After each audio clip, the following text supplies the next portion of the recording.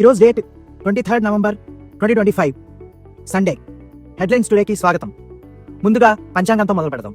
ఈరోజు శుక్లపక్షం తదియ రాత్రి 7:25 వరకు ఉంది. ఆ తర్వాత చతుర్థి.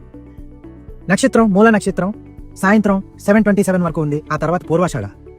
ధనుర్రాశి మూల నక్షత్రం కారణంగా శుభ సమయం ఉదయం 11:40 నుండి మధ్యాహ్నం 12:24 వరకు ఉంది.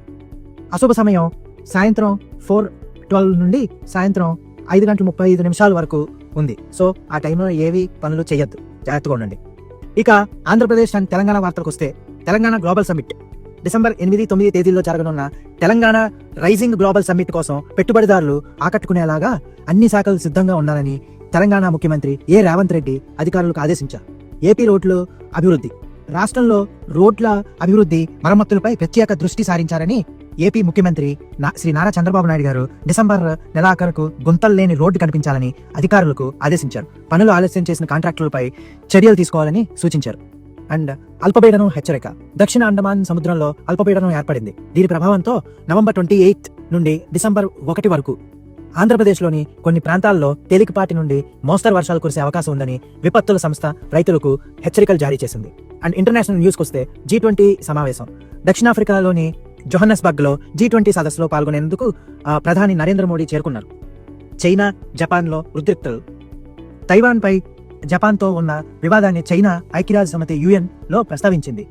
సాయుధ జోక్యం నుండి తమను తాము స్వీయ రక్షణ చేసుకునే హక్కు ఉందని చైనా పేర్కొంది.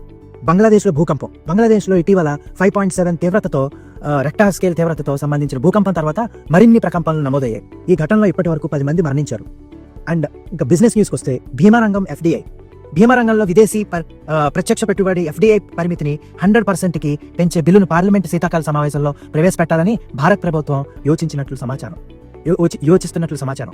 స్టార్టప్ నిధులు, భారత అంతరిక్ష రంగ స్టార్టప్ సంస్థ అగ్నికుల్ కాస్మోస్ తన కొత్త నిధుల సేకరణ రౌండ్లో 150 crores నిధులను సేకరించింది. దీని విలువ సుమారు $500 million అంచనా వేస్తున్నారు. ఉత్పత్తి రంగం మందగింపు, అధిక ధరల కారణంగా అమెరికాలో తయారీ రంగం కార్యకలాపాలు నవంబర్లో మందగించాయని తాజా నివేదికలు చెబుతున్నాయి. ఇంకా స్పోర్ట్స్ విషయానికి వస్తే గౌహాటీలో క్రికెట్, గౌహాటీలో జరుగుతున్న టెస్ట్ మ్యాచ్లో భారత్పై తొలి ఆట ముగిసే సమయానికి సౌత్ ఆఫ్రికా 6 వికెట్స్ నష్టపోయి 247 పరుగులు చేసింది. ఇంకా బ్యాడ్మింటన్ విషయానికి వస్తే భారత షట్లర్ లక్ష్య సేన్ ఆస్ట్రేలియన్ ఓపెన్ సెమీఫైనల్కు చేరుకున్నాడు.